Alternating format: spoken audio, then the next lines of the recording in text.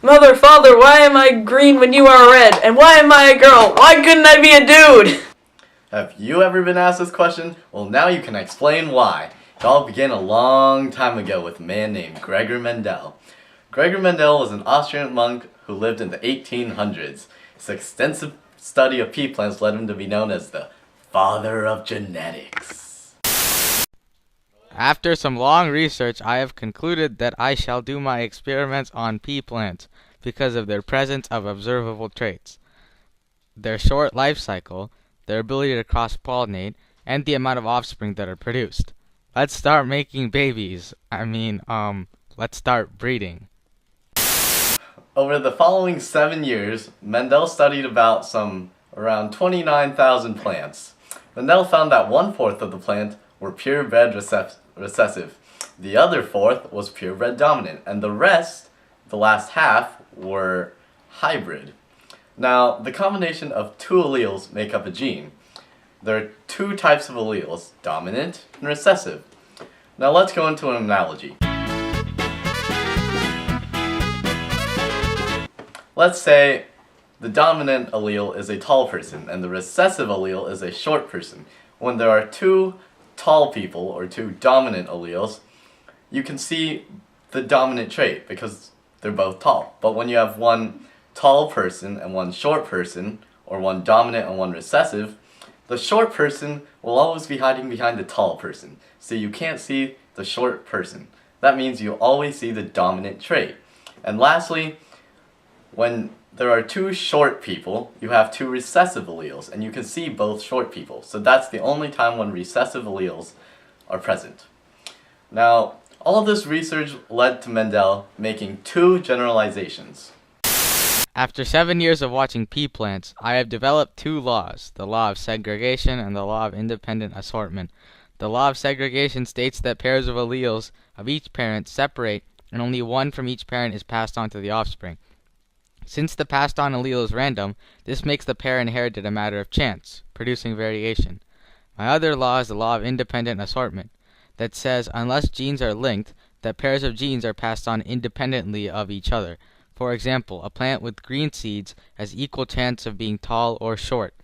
Now, with my work done, I shall make my work public and teach the scientific community of my research. The 20th century brought the next major invention in genetics, the Punnett Square. This is a visual representation of Mendelian inheritance, but why would this be helpful? Well, here we have a purple cow, and its genotype is capital R, capital R. Genotype is the letters that represent the trait. Phenotype is the actual physical trait that you can see. So the genotype is capital R, but the phenotype is the color purple. Now, we also have another cow here who is green. The green cow's genotype is lowercase r, lowercase r.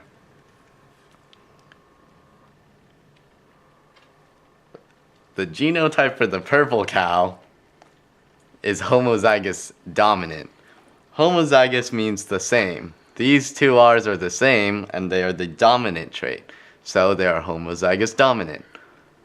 These are the same, but they are recessive. So they are homozygous recessive. Now let's move on to making the Punnett Square.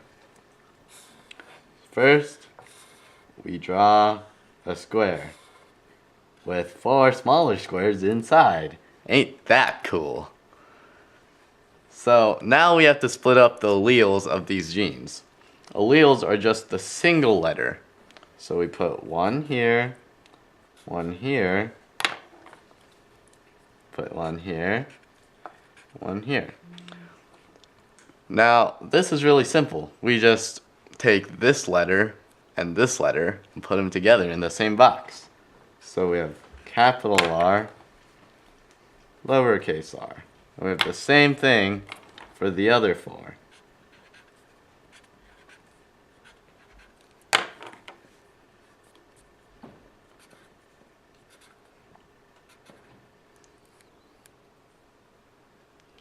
Now we have 4 possibilities for the baby cow.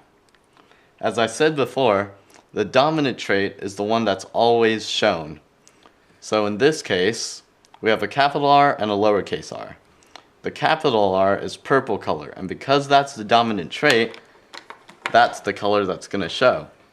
So in the end, we have the genotype capital R, lowercase r, and we have a purple cow.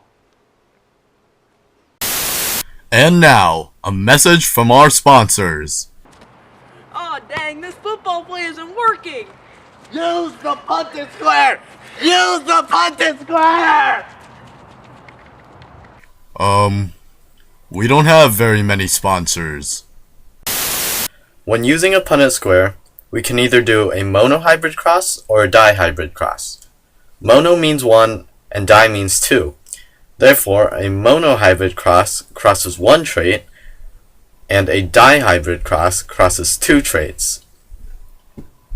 In a monohybrid cross, each parent contributes 2 alleles. Therefore, the offspring has 4 possible combinations of genotypes. In a dihybrid cross, the parents contribute 2 alleles for 2 traits, for a total of 4 alleles from each parent. This results in 16 possible combinations for the offspring. According to Mendel's law of independent assortment, each allele of a particular trait has an equal chance of being paired up with the alleles of the other trait. Incomplete dominance is a form of dominance where neither allele is fully expressed. Note that term, fully. So let's say we have a blue cow, and here we have a yellow cow. When these two cows, when these two cows breed, the offspring will be green. This is because neither the blue allele or the yellow allele were fully expressed, and blue plus yellow equals green. So the offspring will be a green color baby cow. This is incomplete dominance. Now, aside from incomplete dominance, there's another form of inheritance called codominance. Codominance is where 2 alleles are fully expressed. It's not one or the other, and it's not a mix. They're both there in the phenotype. Now, a great example of codominance is blood type. Yes, blood type, like what's flowing in you right now, all that red goopy stuff, blood. Blood type is also a great example of multiple alleles, because you can have A, B, or O. Now, A is a dominant genotype. If there is an A and an O present, the person will have A blood type. B is also dominant. If you have B and O, the person will have B blood type. If you have 2 O's, that's the only time you're going to have O blood type. Now, let's say the person has A and B. They're both dominant, so what happens? Well, this is a form of codominance. The person will have AB blood type because they're both dominant. They're both fully expressed. And that is codominance. Sex-linked traits are traits that have a direct connection to whether you're male or female. Males have XY chromosomes and females have XX chromosomes. Color blindness is an example. Color blindness is a recessive trait carried on the X chromosome. Because the trait is on the X chromosome, both males and females can be affected. If it was carried on the Y chromosome, only males would be infected. If the female has 1 infected X chromosome, she will carry the trait, but it won't be expressed. If the female has 2 infected X chromosomes, then she will express the trait. If the male has an infected X chromosome, he will be affected because he does not have another X chromosome to counter the infection. So now that you've learned all about DNA, you're probably wondering, well, why do I care? Well, DNA codes for the proteins that make up your body. Without DNA, you wouldn't look like you, and I wouldn't look like me. Now let's get into the process of how proteins are made. It all begins with a process known as transcription. Transcription happens in the nucleus. Now, this is a DNA strand. What happens during translation is mRNA copies DNA into a replicated strand. And after all that, it takes it from the nucleus all the way into the ribosome, also known as rRNA. Got it? So after transcription, we go into translation. That's right, translation. Translation happens in the ribosome, as I said before. So basically what happens during translation is tRNA reads the different bases that are in the mRNA strand. And the tRNA is connected to amino acids, and its job is to connect a bunch of amino acids together according to what these letters say that was brought over by mRNA. So after reading the entire strand, the end result is this huge long chain of amino acids. And this long chain, in the end, becomes protein. And that is how proteins are made and how you are made. So you might know that cells don't live forever. And you might know that DNA is kept in the nucleus of the cell. Well, when cells replicate, so does the DNA. But you're probably wondering, how does that happen? Well, let's talk about it. So DNA replication begins with an enzyme known as helicase. Now, helicase unwinds DNA, and as you can see, this area is unwinding, and this area is known as the replication fork. When DNA unwinds, we have two strands. We have the leading strand and the lagging strand. So let's start with the leading strand. This is the leading strand. An enzyme known as DNA polymerase is responsible for replicating this strand. It is read in the 3 to 5 direction and is replicated in the 5 to 3 direction, such that the two strands become complementary to one another. So this side, we could have A, and this side would be T. Now, let's go into the lagging strand. The lagging strand is a bit more complicated. Why?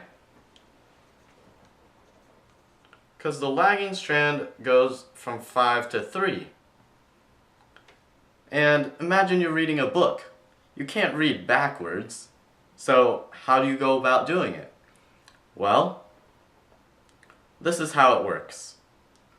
Little parts of the DNA are replicated and synthesized. So we have a tiny part, and a tiny part, and a tiny part, and all these tiny parts. And the enzyme makes this part going this way and leapfrogs here, continues doing it all the way until it gets from 5 to 3. And these are known as Okazaki fragments. So once all of these fragments are made, we can join them using an enzyme known as ligase. Now, after this happens, both the leading strand and the lagging strands have been synthesized. And since they're made complementary to another, one runs 5 to 3, the other runs 3 to 5. This side could have A and T and G, and this side would have T, A, and C. And that is how DNA replication happens. Now let's talk more about DNA. And no, that is not the National Dyslexics Association. It's a complex molecule called deoxyribonucleic acid that contains the coded instructions to make up you. Unless you're Jake Bailey, of course, because that's a different story. So, what does DNA look like?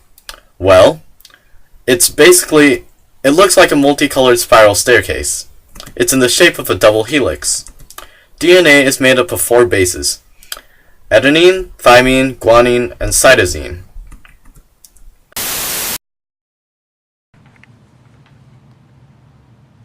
Can I be heligase so I can unzip your...